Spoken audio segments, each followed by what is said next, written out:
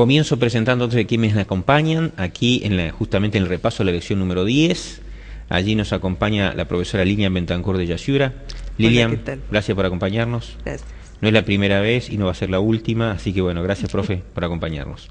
También nos acompaña capellán del sanatorio, Domingo Álvarez. Gracias, Domingo, por acompañarnos. ¿Esta es tu primera vez?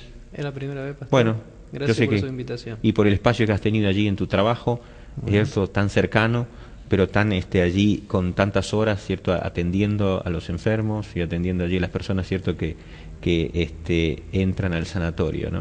Gracias por esto. Y bueno, un título, digamos así, con un interrogante, ¿no? ¿Cómo fue la adoración y por qué cayeron primero donde cayeron? Y cómo se presenta, ¿cierto?, la adoración en una época gris, triste del pueblo de Israel. ¿Cómo vieron la lección de escuela sabática? El título para algunos puede ser interesante, para otros no. La presentación del autor, ¿qué me puede contar? Es interesante, ¿no? El autor cómo se anima a llegar a este punto, ¿no es cierto?, de también hablar de la adoración en el tema del exilio. Pero comienza mostrándonos cómo cayó el pueblo de Israel en esta situación para ser destruido, ¿no es cierto?, el templo y todo, pero cómo Dios también lo puede restaurar. Así que pero en ese proceso que Dios tiene, entra también la adoración a Dios, ¿no? Está bien, está bueno.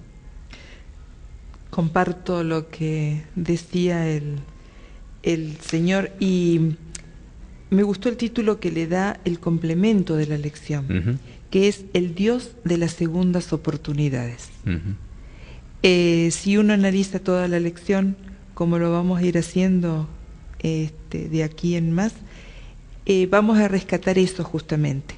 El Dios que en todos los momentos, por más oscuros y por más tristes que fueron, por más preocupantes que fueron, por más que hubieron personas que fueron las causantes y otras que fueron llevadas sin mucho haberlo pensado, ¿no es cierto? O sea, sin habérselo propuesto, se vieron envueltas en situaciones muy tristes del pueblo.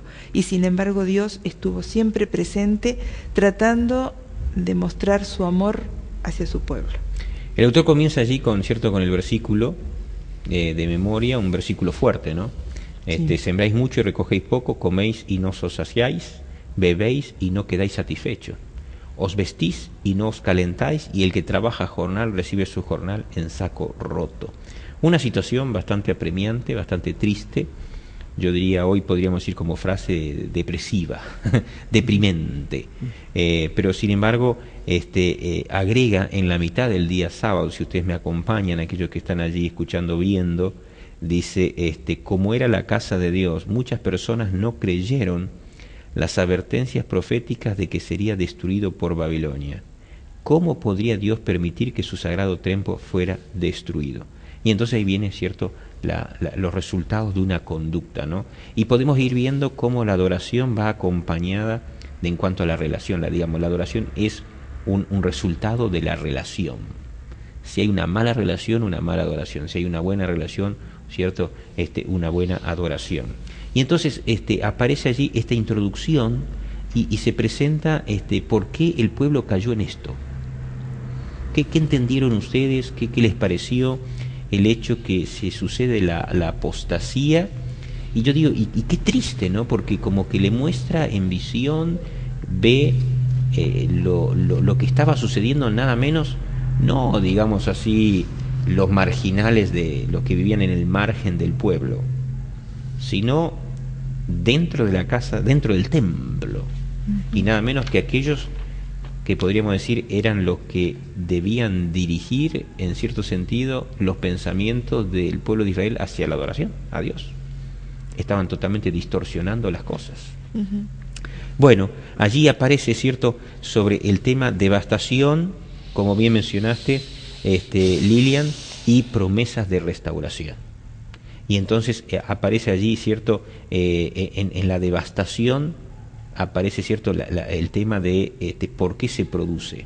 Si ustedes me acompañan, quizás lo querramos leer, después de las letras en negrita, el día del domingo, después de las letras en negrita, aparecen los renglones y luego dice los pecados secretos consentidos por sacerdotes y ancianos eran las abominables prácticas de adoración de su cultura. Y yo digo, cuando uno ve esto, no sé si les ha venido la pregunta, uno ve las prácticas aberrantes que estaban haciendo los líderes religiosos de esa época. Aquí el profeta Ezequiel, ¿no? En el capítulo 8, donde nos lleva la lección, sí. Tocando este tema, ¿no? En el versículo 8, sí. Dice, y me dijo, hijo de hombre, cava ahora en la pared, sí. y cavé en la pared, y aquí una puerta. Sí. Es como que Dios le está diciendo, cava, entra, y mira lo que se está haciendo en secreto. En lo secreto. En lo secreto. ¿Pero dónde? En el templo. En el templo. Y esto es lo que Dios le estaba mostrando al profeta. Pero se pueden hacer muchas cosas en secreto. Pero ¿se pueden hacer secreto de Dios? Nosotros vemos aquí cómo Dios sabe y lo sabe todo y nos muestra para ver la condición en que los dirigentes estaban viviendo en estos tiempos, ¿no? Y es por eso que viene ahí el exilio, ¿no es cierto? La destrucción de Jerusalén viene previo a que Dios le muestra, ¿no es cierto?, lo que estaba sucediendo, el porqué de la destrucción. Porque cómo estaban viviendo estas personas. Exacto. Hay un detalle, la apostasía ni en aquella época ni hoy en día ocurre de la noche a la mañana. Nadie se levanta diciendo, hoy voy a hacer todo al revés. La apostasía, y más cuando llega a niveles como los que tuvieron el pueblo, empezó despacito, empezó de a poco, empezó con pequeñas cosas.